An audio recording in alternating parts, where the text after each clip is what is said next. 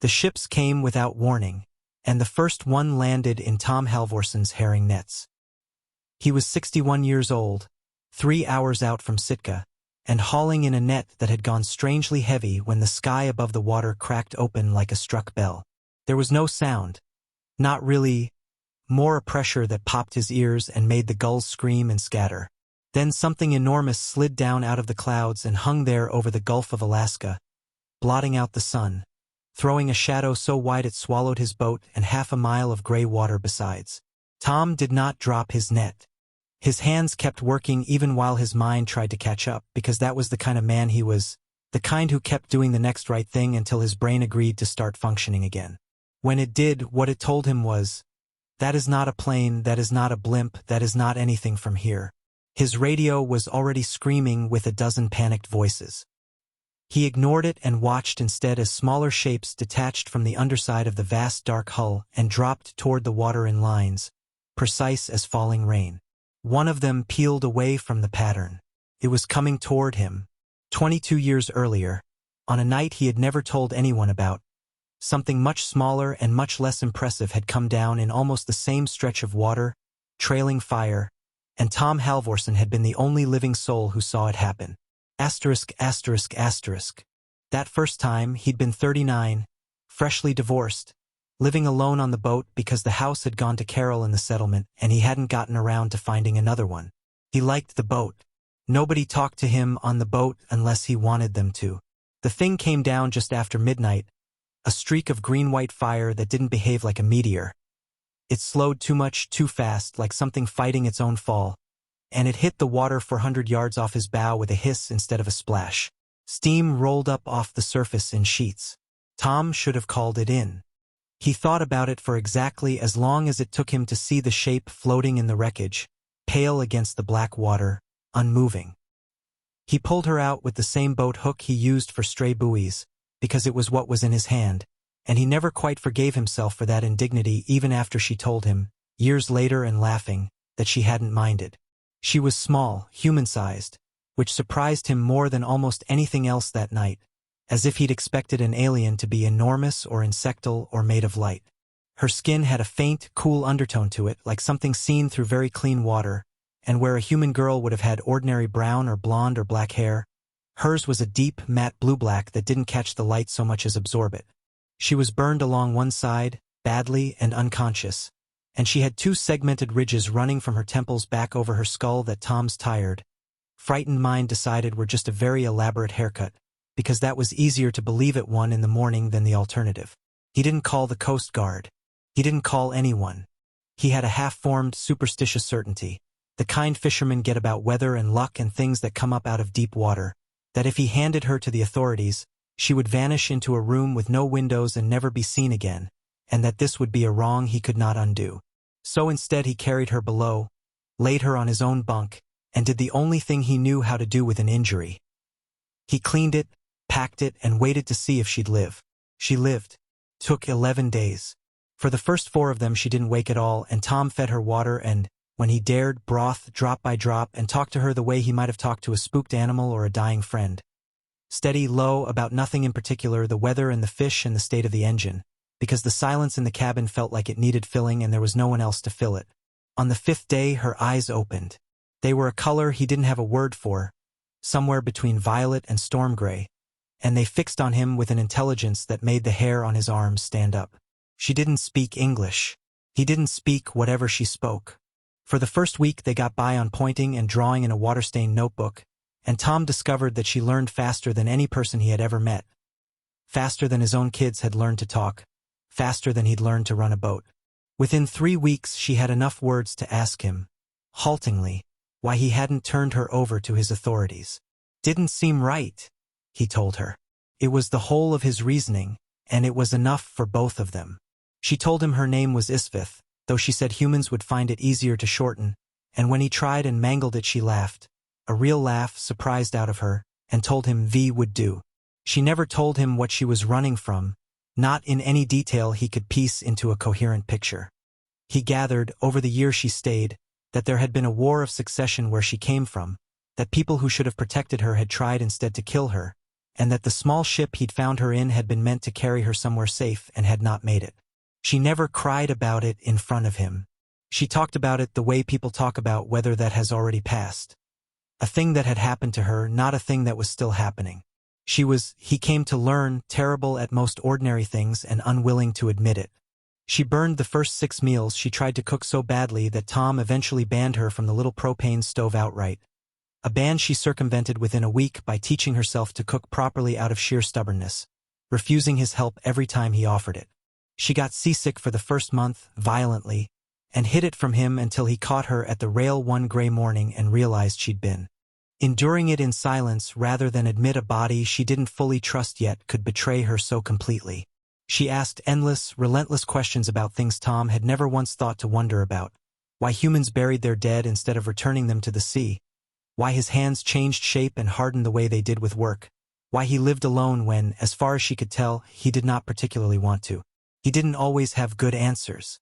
She kept asking anyway, as if the asking itself mattered more than whatever he came up with in response. He taught her to mend nets and she was terrible at it and pretended not to care. She taught him a card game from wherever she was from that he never fully understood the rules of and that she beat him at every single time, and he came to suspect, without ever being able to prove it, that she was cheating in some way he couldn't perceive. Bending probability itself, maybe, the way she sometimes bent water when she thought he wasn't looking, coaxing it up out of a bucket in a slow, obedient curl before catching herself and letting it fall. She never explained that either. He never asked. There seemed to be, between them, an understanding that some doors were better left shut, and that the friendship didn't need what was behind them. She healed. She grew in the strange way he sometimes caught glimpses of.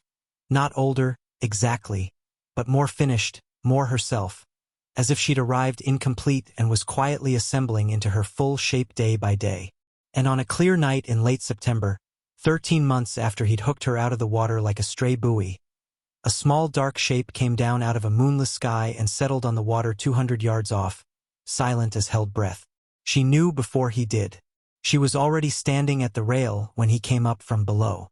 "They found me," she said. She didn't sound afraid. She sounded, if anything, resigned, and underneath the resignation, something that might have been grief.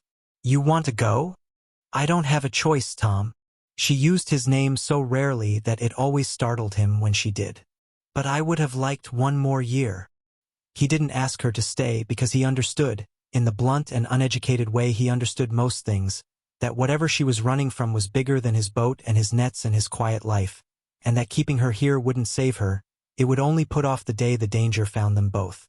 She kissed his weathered cheek, which he had not expected and never got over, and she told him something in her own language that she refused to translate no matter how many times over the following weeks. He turned it over in his head trying to guess at it. Then she walked to the rail, and a smaller craft rose silently from the dark shape on the water to meet her, and she stepped off his deck into it, and it was gone. He never told anyone. Not Carol, not his sons, not the harbor bar regulars who would have laughed him out of Sitka.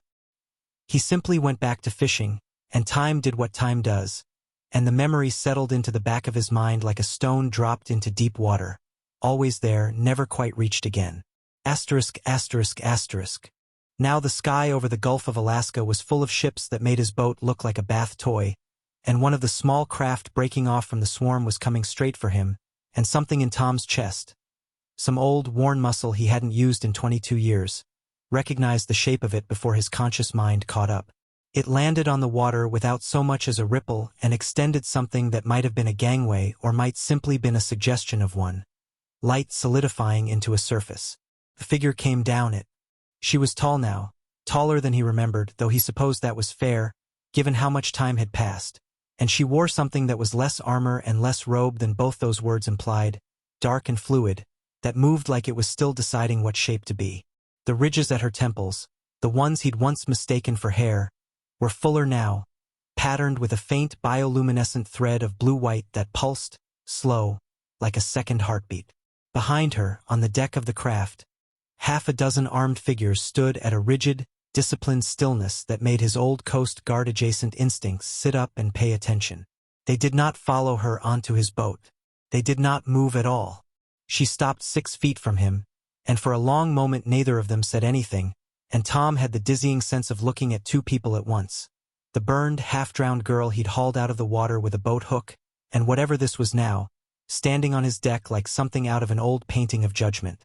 "Hello, Tom," she said in English, in a voice that had learned its accent from him and never fully lost it. "V," he said, and it came out rougher than he meant it to. "Or, I don't know what to call you now. V is fine." A ghost of the old smile crossed her face, and for a second she looked 22 years younger, and the fear that had been building in his chest since the sky first cracked open eased, just a fraction. "Though the fleet insists on sovereign, and my court insists on several longer things I won't burden you with." "Sovereign," he repeated. "Of what, exactly?" "That," she said, "is somewhat larger a question than I can answer standing on a fishing boat. May I sit? I remember your coffee being terrible. I find I've missed it. Asterisk, asterisk, asterisk." They sat below, in the same cramped cabin where he'd once fed her broth drop by drop off a spoon, and she told him, not everything he would come to understand later, but enough. What had happened to the frightened girl he'd pulled from the water? The war of succession she'd fled had not ended when she left Earth. It had gone on for 11 more years, grinding through 3 claimants and a dozen allied houses, until the woman who orchestrated the coup that killed V's parents had finally, and briefly, sat the throne herself.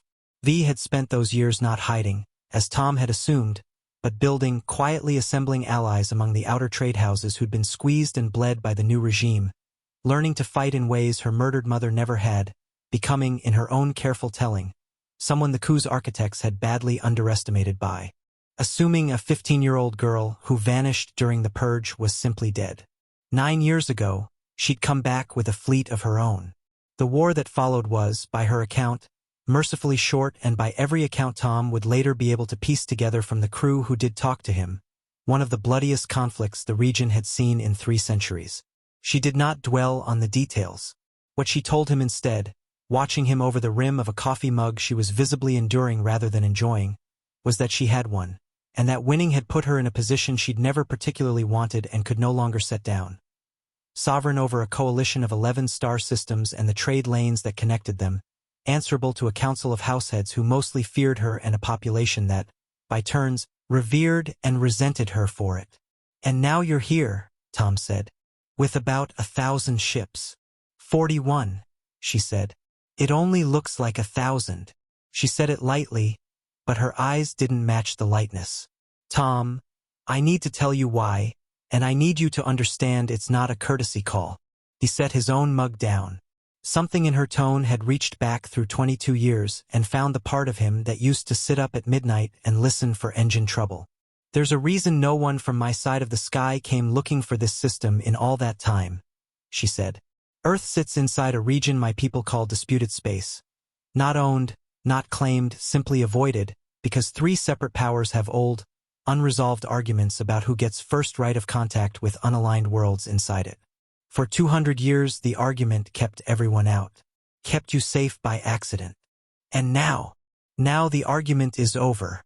One of the 3 powers, the Thren Compact, has decided to stop waiting for the courts to settle it and simply take first contact by force, on the theory that possession will be treated as settled fact. Their scouts found this system 8 months ago. Their invasion fleet is 6 days behind mine." Tom found that his hands had gone very still on the table. 6 days, he said. 6 days, she agreed. "I came ahead of them because I have a claim to this system that predates theirs by 2 decades, and because international interstellar law such as it is out here gives weight to prior contact and prior personal relationship with a world's inhabitants." She held his gaze. "I am formally invoking that claim. I am telling my council, my rivals, and the Thren Compact that this system is under my protection, on the grounds that I have a bond here that outranks their timeline. I need it to be true in a way that will hold up, Tom. I need it to not be a fiction." He understood slowly what she was asking, and it took his breath in a way the ships hadn't. "You want me to vouch for you," he said. "To what, a galactic court?" "I want you to stand with me," she said, "in front of people who will be looking for any crack in my claim to pry it open, because a fabricated bond is grounds to void the whole protection and hand this system straight to the Compact's guns. I need it to be real because it is real, and because I have spent 9 years learning exactly how much difference that distinction makes when powerful people go looking for an excuse. Asterisk, asterisk, asterisk. The 6 days that followed were the strangest of Tom Halvorson's life. Stranger even than the original 11 days of nursing a burned alien girl back to health in this same cabin. Because this time the whole world was watching, badly, in fragments, through news channels that couldn't decide whether to be terrified or thrilled, and through military channels that were. Tom gathered from the increasingly polite and increasingly insistent government officials who kept trying to reach him, extremely terrified indeed.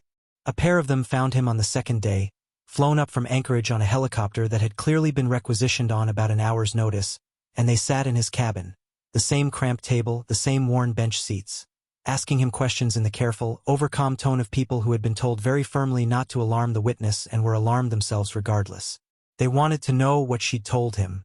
They wanted to know if he'd agreed to anything, signed anything, promised anything on behalf of a species he had no legal standing to speak for. They wanted, more than anything, to know if he was in danger, and Tom found the question almost funny, given that the answer had been no for 22 years and remained no now, even with 41 warships parked over the herring grounds. He told them what he'd told the tribunal, more or less. He did not tell them what she'd said to him the night she first left, because that had never been theirs to know, and it wasn't a fact that would help them understand what was happening anyway. They left him with a satellite phone he didn't know how to use and a list of numbers he never called, and for the rest of the week Tom Halvorson did the strangest thing he could think to do under the circumstances, which was to keep fishing, badly, distractedly, while the fate of the planet was argued 300 yards off his stern. These people set up something like a court on the deck of the largest ship, a floating chamber of light and shifting projected symbols that Tom didn't understand, and that made his stomach turn every time he looked at it too long. Representatives arrived from 2 of the outer trade houses that had backed her in the war, cool and formal and visibly skeptical of the entire proceeding. A representative arrived, eventually, from the Thren Compact itself, a tall, unhurried figure who spoke through a translator device and asked Tom, with a courtesy that felt more dangerous than open hostility would have, to describe in detail the exact nature of his relationship with the sovereign 22 years earlier. Tom told the truth because he didn't know how to do anything else and because V had asked him, quietly, the night before, not to embellish anything, not even to help her, that the whole strategy depended on the account holding up exactly as it had actually happened, because a story that was too clean would read as rehearsed. So he told them about the boat hook. He told them about the 11 days of broth and the year of mended nets and the card game he never learned the rules of. He told them, haltingly, about the night she left, and the thing she'd said to him in her own language that he'd never gotten translated. And when he said that part, something moved across V's composed, sovereign face that had nothing composed about it at all. The Thren representative pressed him on it, sharp as a hook itself. You cannot even confirm what she said to you. How can this tribunal treat that as evidence of a bond? I don't need to know what she said, Tom answered, and he was surprised to find his voice steady. I know what it felt like when she said it. Some things you don't need translated. It was, according to the trade house representatives who explained it to him afterward with an air of faint astonishment, exactly the wrong kind of answer to be strategically useful and exactly the right kind of answer to be believed, and belief, it turned out, was worth more in that particular court than strategy.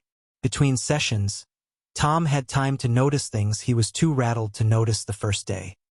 He noticed that the trade house representatives, cool as they were toward him, were considerably less cool toward V, that when she entered the light chamber they arranged themselves faintly, unconsciously, the way sailors arrange themselves around a captain they trust in weather. He noticed that her guards, the ones who never spoke to him and barely seemed to blink, relaxed by some small fraction whenever she was in the room, as if her presence itself lowered the odds of anything going wrong. And he noticed, on the 4th day, when a second Thren representative arrived unannounced and began asking sharper questions about the exact wording of the original distress beacon V's ship had sent all those years ago. Questions clearly meant to suggest the whole rescue had been staged, a diplomatic fiction built after the fact, that V did not get angry. She got very, very still, in a way that made even the unflappable trade house delegates lean back in their seats, and she asked, in a voice gone quiet and precise, whether the representative was prepared to have his own government's beacon logs from that era pulled and compared, because hers were a matter of public record and always had been. The representative was not prepared for that. The questioning did not continue. Tom understood, watching it, that he had spent a year of his life keeping a frightened girl alive without ever fully grasping what she'd become capable of in the 22 years since, and that the woman in front of him now had learned, somewhere in the space between the girl he remembered and the sovereign she'd grown into, exactly how to turn a room's doubt back on the person doubting her. The tribunal did not conclude on the 6th day. It concluded on the 5th early, because on the 5th day the Thren Compact's advanced scouts reached the edge of the system and found V's 41 ships already arranged in a formation that made the mathematics of an easy conquest considerably less easy, and the Compact representative, weighing a fight that was no longer guaranteed against a legal claim that had just been validated by a tribunal he himself had sat on, chose to withdraw his fleet's approach and lodge a formal, furious protest instead. V came to find Tom that evening on his own boat, alone, without her guards, for what he understood was probably the last quiet hour they would get. "It held," she said, and sat down across from him the way she used to, 22 years and a lifetime ago. "You knew it would. I hoped it would." She wrapped both hands around a mug of the coffee she still, apparently, didn't like. "I've spent 9 years learning that hope isn't a strategy, Tom. But some things you can't strategize your way into. You either have them or you don't." She looked at him, and for a moment the sovereign was gone entirely, and it was only V, 22, burned and grateful and impossibly young, sitting in his cabin the first time she'd ever tasted terrible coffee and pretended to like it out of politeness. "I have them. I wanted you to know that whatever happens next, out there, among the stars, this part was never a fiction. Not for one day." "What happens now?" he asked. "To Earth. To you. Now Earth is under my protection formally, which will make my council extremely unhappy and my enemies extremely careful, in roughly equal measure." Faint, real smile. "And I would like, if you'll permit it, to visit more than once every 2 decades this time." He laughed. An old man's laugh, rough with everything he hadn't let himself feel in 6 days of terrifying, impossible events. "I think I can permit that." She reached across the small table and took his hand, his old, weathered boathook hand, the way she had the very first week, when she was learning what handshakes meant and getting it slightly, endearingly wrong, gripping too hard because she didn't yet know her own strength. She had it exactly right now. She always had, Tom thought. It had just taken the rest of the galaxy 22 years to notice. Outside, in the darkening sky over the Gulf of Alaska, 41 ships held their formation like a promise, and somewhere far beyond them, word was already spreading through a dozen star systems that the Sovereign's claim on a small blue world had been tested and had not broken, that whatever else might be said about her reign, it had not been built on a lie, and that the debt she'd come to settle was one she intended to keep settling, quietly, for as long as the small blue world would let her. Tom Halvorsen went back to fishing the next morning, because there was nothing else particularly sensible to do, and because V had told him, laughing, that she'd have his head, sovereign decree or not, if he let the nets rot just because the sky had gotten interesting.